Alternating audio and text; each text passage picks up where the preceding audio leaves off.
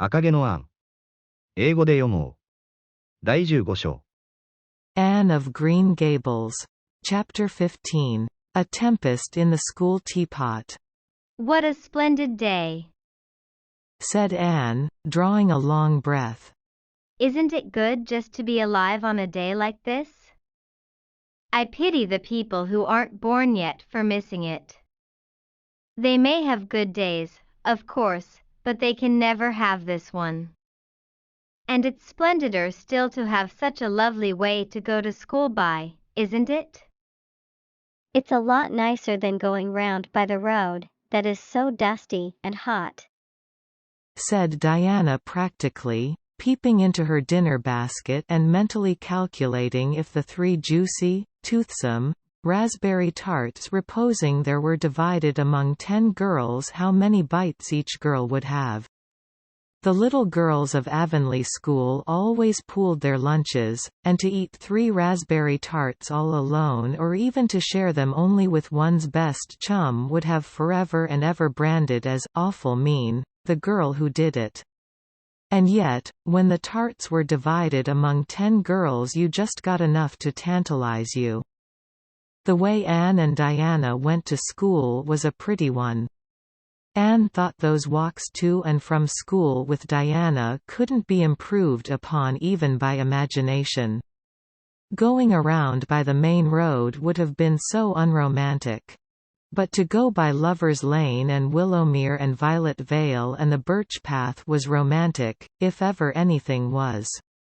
Lover's Lane opened out below the orchard at Green Gables and stretched far up into the woods to the end of the Cuthbert farm.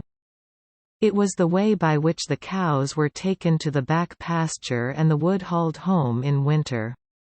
Anne had named it Lover's Lane before she had been a month at Green Gables. Not that lovers ever really walk there, she explained to Marilla. But Diana and I are reading a perfectly magnificent book and there's a lover's lane in it. So we want to have one too. And it's a very pretty name, don't you think? So romantic. We can't imagine the lovers into it, you know. I like that lane because you can think out loud there without people calling you crazy. Anne, starting out alone in the morning, went down Lover's Lane as far as the brook. Here Diana met her, and the 2 little girls went on up the lane under the leafy arch of maples. Maples are such sociable trees, said Anne. They're always rustling and whispering to you. Until they came to a rustic bridge. Then they left the lane and walked through Mr. Barry's back field and past Willowmere. Beyond Willowmere came Violet Vale, a little green dimple in the shadow of Mr. Andrew Bell's big woods. Of course there are no violets there now, Anne told Marilla. But Diana says there are millions of them in spring. Oh, Marilla, can't you just imagine you see them? It actually takes away my breath. I named it Violet Vale. Diana says she never saw the beat of me for hitting on fancy names for places. It's nice to be clever at something, isn't it? But Diana named the Birch Path. She wanted to, so I let her, but I'm sure I could have found something more poetical than plain Birch Path. Anybody can think of a name like that. But the Birch Path is one of the prettiest places in the world, Marilla. It was. Other people besides Anne thought so when they stumbled on it. It was a little narrow, twisting path, winding down over a long hill straight through Mr. Bell's woods, where the light came down sifted through so many emerald screens that it was as flawless as the heart of a diamond. It was fringed in all its length with slim young birches, white-stemmed and lissom-boughed. Ferns and star flowers and wild lilies of the valley and scarlet tufts of pigeonberries grew thickly along it. And always there was a delightful spiciness in the air and music of bird calls and the murmur and laugh of wood winds in the trees overhead. Now and then you might see a rabbit skipping across the road if you were quiet. Which, with Anne and Diana, happened about once in a blue moon. Down in the valley the path came out to the main road and then it was just up the spruce hill to the school. The Avonlea School was a whitewashed building, low in the eaves and wide in the windows, furnished inside with comfortable substantial old-fashioned desks that opened and shut, and were carved all over their lids with the initials and hieroglyphics of 3 generations of schoolchildren. The schoolhouse was set back from the road and behind it was a dusky fir wood and a brook where all the children put their bottles of milk in the morning to keep cool and sweet until dinner hour. Marilla had seen Anne start off to school on the first day of September with many secret misgivings. Anne was such an odd girl. How would she get on with the other children? And how on earth would she ever manage to hold her tongue during school hours? Things went better than Marilla feared, however. Anne came home that evening in high spirits. "I think I'm going to like school here," she announced. "I don't think much of the master though. He's all the time curling his mustache and making eyes at Prissy Andrews. Prissy is grown up, you know. She's 16 and she's studying for the entrance examination into Queen's Academy at Charlottetown next year. Tilly Boulter says the master is dead gone on her. She's got a beautiful complexion and curly brown hair, and she does it up so elegantly. She sits in the long seat at the back and he sits there too, most of the time, to explain her lessons, he says. But Ruby Gillis says she saw him writing something on her slate and when Prissy read it she blushed as red as a beet and giggled, and Ruby Gillis says she doesn't believe it had anything to do with the lesson." Anne Shirley, don't let me hear you talking about your teacher in that way again, said Marilla sharply. You don't go to school to criticize the master. I guess he can teach you something, and it's your business to learn. And I want you to understand right off that you are not to come home telling tales about him. That is something I won't encourage. I hope you were a good girl." "Indeed I was," said Anne comfortably. "It wasn't so hard as you might imagine, either. I sit with Diana. Our seat is right by the window, and we can look down to the lake of shining waters. There are a lot of nice girls in school and we had scrumptious fun playing at dinner time. It's so nice to have a lot of little girls to play with. But of course I like Diana best and always will. I adore Diana. I'm dreadfully far behind the others. They're all in the 5th book and I'm only in the 4th. I feel that it's kind of a disgrace. But there's not one of them has such an imagination as I have and I soon found that out. We had reading and geography and Canadian history and dictation today. Mr. Phillips said my spelling was disgraceful and he held up my slate so that everybody could see it, all marked over. I felt so mortified, Marilla. He might have been politer to a stranger, I think. Ruby Gillis gave me an apple and Sophia Sloane lent me a lovely pink card with "May I see you home" on it. I'm to give it back to her tomorrow. And Tilly Boulter let me wear her bead ring all the afternoon. Can I have some of those pearl beads off the old pincushion in the garret to make myself a ring? And oh, Marilla, Jane Andrews told me that Minnie McPherson told her that she heard Prissy Andrews tell Sarah Gillis that I had a very pretty nose. Marilla, that is the first compliment I have ever had in my life and you can't imagine what a strange feeling it gave me. Marilla, have I really a pretty nose? I know you'll tell me the truth. Your nose is well enough, said Marilla shortly. Secretly she thought Anne's nose was a remarkable pretty one, but she had no intention of telling her so. That was 3 weeks ago and all had gone smoothly so far. And now, this crisp September morning, Anne and Diana were tripping blithely down the birch path, 2 of the happiest little girls in Avonlea.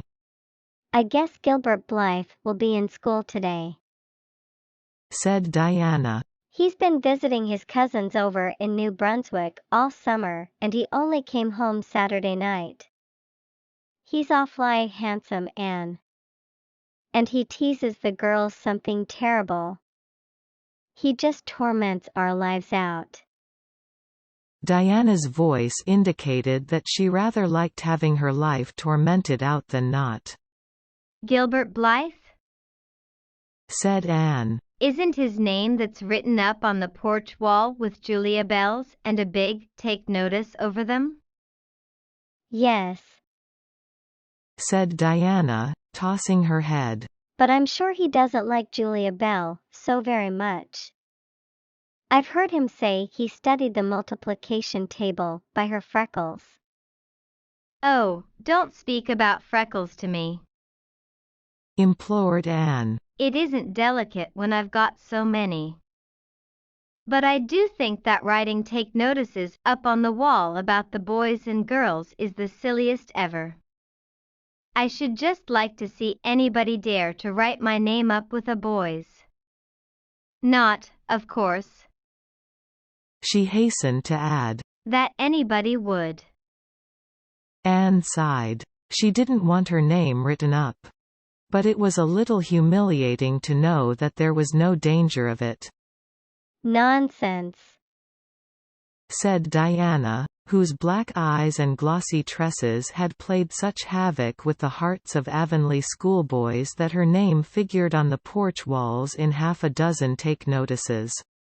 It's only meant as a joke. And don't you be too sure your name won't ever be written up. Charlie Sloane is dead gone on you. He told his mother, mind you, that you were the smartest girl in school. That's better than being good looking. No, it isn't, said Anne, feminine to the core. I'd rather be pretty than clever. And I hate Charlie Sloane. I can't bear a boy with goggle eyes. If anyone wrote my name up with his, I'd never get over it, Diana Barry. But it is nice to keep head of your class. You'll have Gilbert in your class after this, said Diana. And he's used to being head of his class, I can tell you. He's only in the 4th book, although he's nearly 14. For years ago, his father was sick and had to go out to Alberta for his health, and Gilbert went with him. They were there 3 years, and Gil didn't go to school hardly any until they came back. You won't find it so easy to keep head after this, Anne. I'm glad, said Anne quickly. I couldn't really feel proud of keeping head of little boys and girls of just 9 or 10. I got up yesterday spelling ebullition. Josie Pye was head and, mind you, she peeped in her book. Mr. Phillips didn't see her, he was looking at Prissy Andrews, but I did. I just swept her a look of freezing scorn and she got as red as a beet and spelled it wrong after all. Those Pye girls are cheats all round, said Diana indignantly, as they climbed the fence of the main road. Gertie Pye actually went and put her milk bottle in my place in the brook yesterday. Did you ever? I don't speak to her now. When Mr. Phillips was in the back of the room hearing Prissy Andrews's Latin, Diana whispered to Anne, That's Gilbert Blythe sitting right across the aisle from you, Anne. Just look at him and see if you don't think he's handsome. Anne looked accordingly. She had a good chance to do so, for the said Gilbert Blythe was absorbed in stealthily pinning the long yellow braid of Ruby Gillis, who sat in front of him, to the back of her seat. He was a tall boy, with curly brown hair, roguish hazel eyes, and a mouth twisted into a teasing smile. Presently Ruby Gillis started up to take a sum to the master. She fell back into her seat with a little shriek, believing that her hair was pulled out by the roots.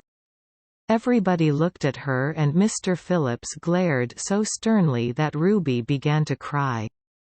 Gilbert had whisked the pin out of sight and was studying his history with the soberest face in the world.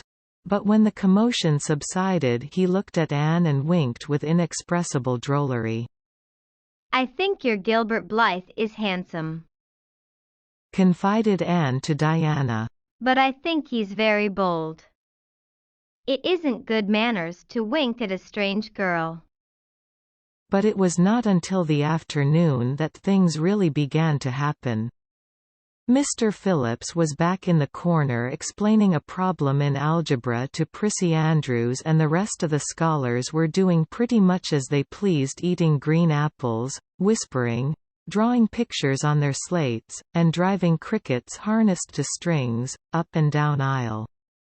Gilbert Blythe was trying to make Anne Shirley look at him and failing utterly, because Anne was at that moment totally oblivious not only to the very existence of Gilbert Blythe, but of every other scholar in Avonlea School itself. With her chin propped on her hands and her eyes fixed on the blue glimpse of the lake of shining waters that the west window afforded, she was far away in a gorgeous dreamland, hearing and seeing nothing save her own wonderful visions. Gilbert Blythe wasn't used to putting himself out to make a girl look at him and meeting with failure. She should look at him, that red-haired Shirley girl with the little pointed chin and the big eyes that weren't like the eyes of any other girl in Avonlea School. Gilbert reached across the aisle, picked up the end of Anne's long red braid, held it out at arm's length and said in a piercing whisper, "Carrots, carrots." Then Anne looked at him with a vengeance. She did more than look.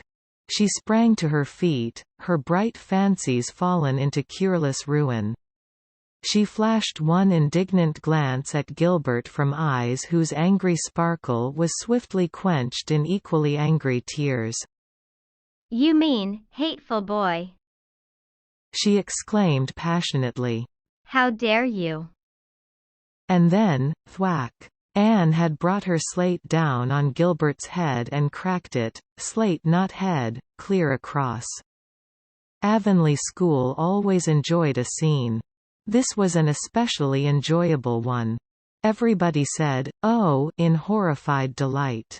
Diana gasped. Ruby Gillis, who was inclined to be hysterical, began to cry. Tommy Sloane let his team of crickets escape him altogether while he stared open-mouthed at the tableau. Mr. Phillips stalked down the aisle and laid his hand heavily on Anne's shoulder. "Anne Shirley, what does this mean?" he said angrily. Anne returned no answer. It was asking too much of flesh and blood to expect her to tell before the whole school that she had been called carrots. Gilbert it was who spoke up stoutly. "It was my fault, Mr. Phillips. I teased her." Mr. Phillips paid no heed to Gilbert. "I am sorry to see a pupil of mine displaying such a temper and such a vindictive spirit," he said in a solemn tone, as if the mere fact of being a pupil of his ought to root out all evil passions from the hearts of small imperfect mortals. "Anne, go and stand on the platform in front of the blackboard for the rest of the afternoon." Anne would have infinitely preferred a whipping to this punishment, under which her sensitive spirit quivered as from a whiplash. With a white, set face she obeyed.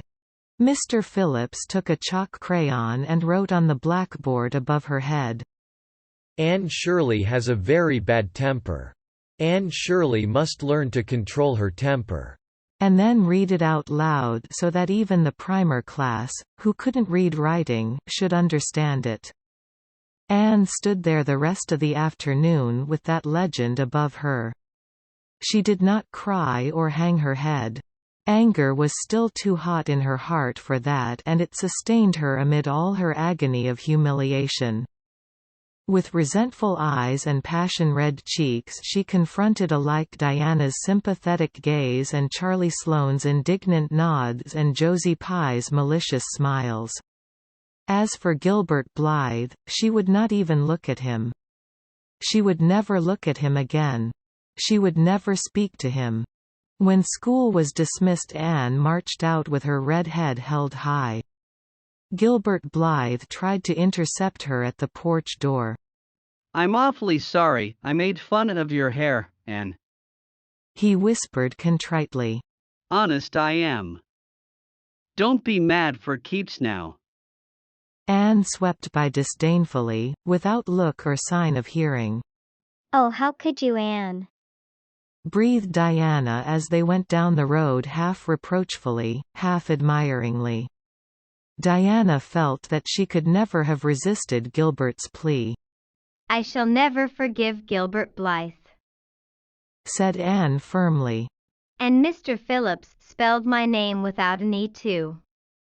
The iron has entered into my soul, Diana."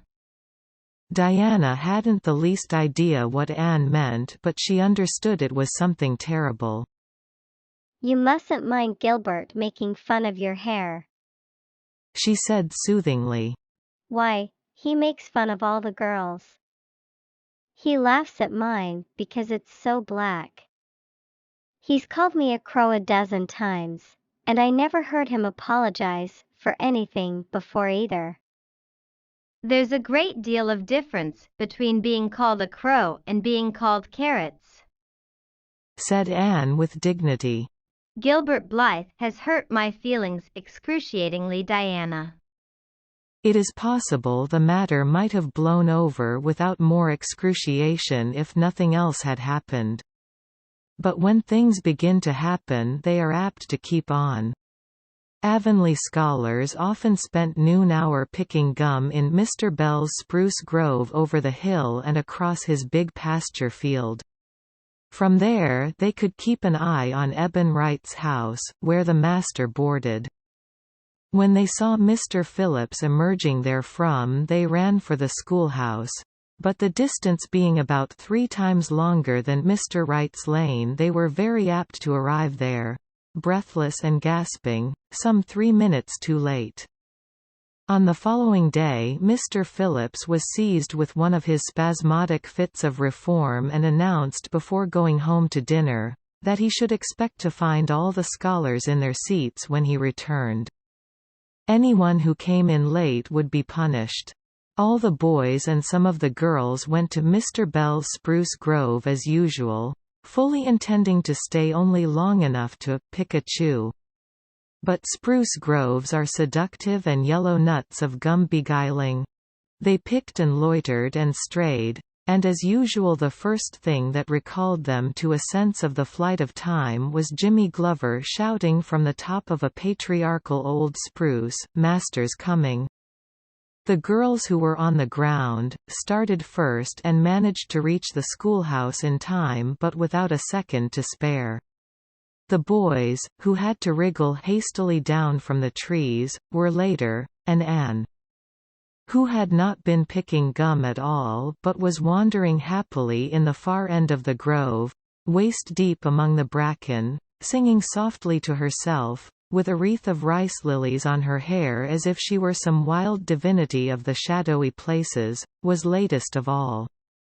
Anne could run like a deer, however. Run she did with the impish result that she overtook the boys at the door and was swept into the schoolhouse among them just as Mr. Phillips was in the act of hanging up his hat. Mr. Phillips's brief reforming energy was over. He didn't want the bother of punishing a dozen pupils, but it was necessary to do something to save his word, so he looked about for a scapegoat and found it in Anne, who had dropped into her seat, gasping for breath. with a forgotten lily wreath hanging askew over one ear and giving her a particularly rakish and disheveled appearance. Anne Shirley, since you seem to be so fond of the boys' company, we shall indulge your taste for it this afternoon," he said sarcastically. "Take those flowers out of your hair and sit with Gilbert Blythe." The other boys snickered. Diana, turning pale with pity, plucked the wreath from Anne's hair and squeezed her hand. Anne stared at the master as if turned to stone. "Did you hear what I said, Anne?" queried Mr. Phillips sternly. Yes, sir. Said Anne slowly. But I didn't suppose you really meant it. "I assure you I did." Still with the sarcastic inflection which all the children, and Anne especially, hated. It flicked on the raw. "Obey me at once." For a moment Anne looked as if she meant to disobey. Then, realizing that there was no help for it, she rose haughtily, stepped across the aisle, sat down beside Gilbert Blythe, and buried her face in her arms on the desk. Ruby Gillis, who got a glimpse of it as it went down, told the others going home from school that she'd actually never seen anything like it. It was so white, with awful little red spots in it. To Anne, this was as the end of all things. It was bad enough to be singled out for punishment from among a dozen equally guilty ones. It was worse still to be sent to sit with a boy, but that boy should be Gilbert Blythe was heaping insult on injury to a degree utterly unbearable. Anne felt that she could not bear it, and it would be of no use to try. Her whole being seethed with shame and anger and humiliation. At first the other scholars looked and whispered and giggled and nudged. But as Anne never lifted her head, and as Gilbert worked fractions as if his whole soul was absorbed in them and them only, they soon returned to their own tasks and Anne was forgotten. When Mr. Phillips called the history class out, Anne should have gone, but Anne did not move, and Mr. Phillips, who had been writing some verses to Priscilla before he called the class, was thinking about an obstinate rhyme still and never missed her. Once, when nobody was looking, Gilbert took from his desk a little pink candy heart with a gold motto on it, "You are sweet," and slipped it under the curve of Anne's arm. Whereupon Anne arose, took the pink heart gingerly between the tips of her fingers, dropped it on the floor, ground it to powder beneath her heel, and resumed her position without deigning to bestow a glance on Gilbert. When school went out, Anne marched to her desk, ostentatiously took out everything therein, books and writing tablet, pen and ink, Testament and arithmetic, and piled them neatly on her cracked slate. "What are you taking all those things home for, Anne?" Diana wanted to know, as soon as they were out on the road. She had not dared to ask the question before. "I am not coming back to school anymore," said Anne. Diana gasped and stared at Anne to see if she meant it. "Will Marilla let you stay home?" she asked. "She'll have to," said Anne. "I'll never go to school to that man again." "Oh, Anne." Diana looked as if she were ready to cry. "I do think you're mean. What shall I do? Mr. Phillips will make me sit with that horrid Gertie Pye. I know he will, because she is sitting alone. Do come back, Anne." "I'd do almost anything in the world for you, Diana," said Anne sadly. "I'd let myself be torn limb from limb if it would do you any good. But I can't do this, so please don't ask it. You harrow up my very soul."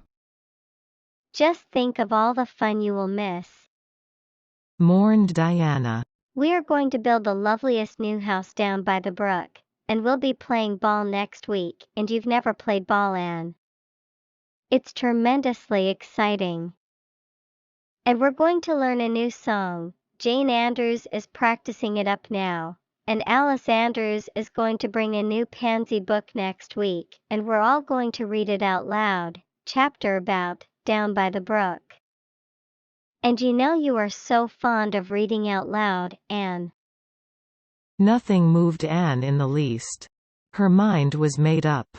She would not go to school to Mr. Phillips again, she told Marilla so when she got home.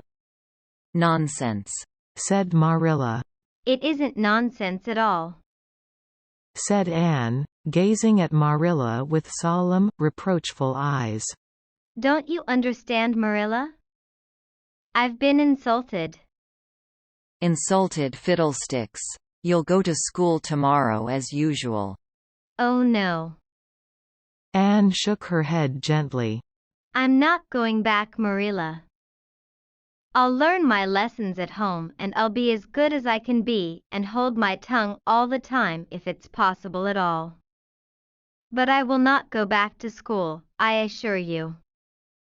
Marilla saw something remarkably like unyielding stubbornness looking out of Anne's small face.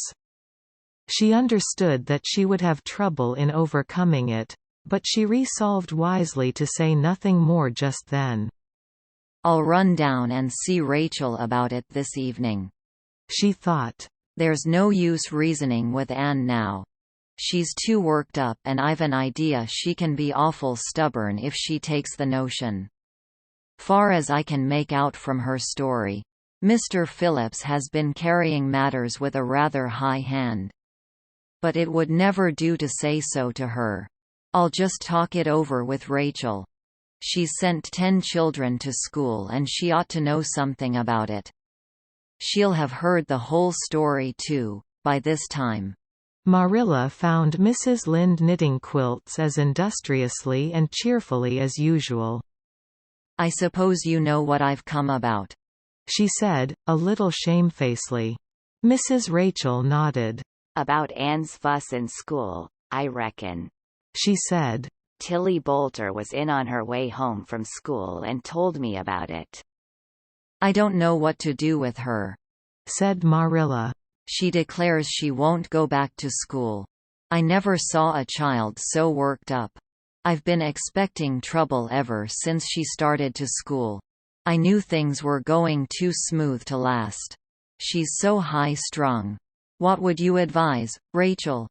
Well, since you've asked my advice, Marilla, said Mrs. Lynde amiably. Mrs. Lynde dearly loved to be asked for advice. I just humor her a little at first. That's what I do. It's my belief that Mr. Phillips was in the wrong. Of course, it doesn't do to say so to the children, you know. And of course he did right to punish her yesterday for giving way to temper. But today it was different. The others who were late should have been punished as well as Anne, that's what. And I don't believe in making the girls sit with the boys for punishment. It isn't modest. Tilly Boulter was real indignant. She took Anne's part right through and said all the scholars did too. Anne seems real popular among them somehow. I never thought she'd take with them so well. Then you really think I'd better let her stay home? Said Marilla in amazement. Yes. That is, I wouldn't say school to her again until she said it herself. Depend upon it, Marilla, she'll cool off in a week or so and be ready enough to go back of her own accord. That's what, while, if you were to make her go back right off, dear knows what freak or tantrum she'd take next and make more trouble than ever. The less fuss made the better, in my opinion. She won't miss much by not going to school, as far as that goes. Mr. Phillips isn't any good at all as a teacher. The order he keeps is scandalous, that's what, and he neglects the young fry and puts all his time on those big scholars he's getting ready for Queen's. He'd never have got the school for another year if his uncle hadn't been a trustee. The trustee, for he just leads the other two around by the nose, that's what. I declare, I don't know what education in this island is coming to. Mrs. Rachel shook her head, as much as to say if she were only at the head of the educational system of the province things would be much better managed. Marilla took Mrs. Rachel's advice and not another word was said to Anne about going back to school. She learned her lessons at home, did her chores, and played with Diana in the chilly purple autumn twilights. But when she met Gilbert Blythe on the road or encountered him in Sunday school, she passed him by with an icy contempt that was no whit thawed by his evident desire to appease her. Even Diana's efforts as a peacemaker were of no avail. Anne had evidently made up her mind to hate Gilbert Blythe to the end of life. As much as she hated Gilbert, however, did she love Diana, with all the love of her passionate little heart, equally intense in its likes and dislikes. One evening Marilla, coming in from the orchard with a basket of apples, found Anne sitting along by the east window in the twilight, crying bitterly. "Whatever's the matter now, Anne?" she asked. "It's about Diana," sobbed Anne luxuriously. "I love Diana so, Marilla. I cannot ever live without her. But I know very well when we grow up that Diana will get married and go away and leave me. And oh, what shall I do? I hate her husband, I just hate him furiously. I've been imagining it all out, the wedding and everything. Diana dressed in snowy garments, with a veil, and looking as beautiful and regal as a queen, and me the bridesmaid, with a lovely dress too, and puffed sleeves, but with a breaking heart hid beneath my smiling face. And then bidding Diana goodbye." Here Anne broke down entirely and wept with increasing bitterness. Marilla turned quickly away to hide her twitching face, but it was no use. She collapsed on the nearest chair and burst into such a hearty and unusual peal of laughter that Matthew, crossing the yard outside, halted in amazement. When had he heard Marilla laugh like that before? "Well, Anne Shirley," said Marilla as soon as she could speak. "if you must borrow trouble, for pity's sake borrow it handier home.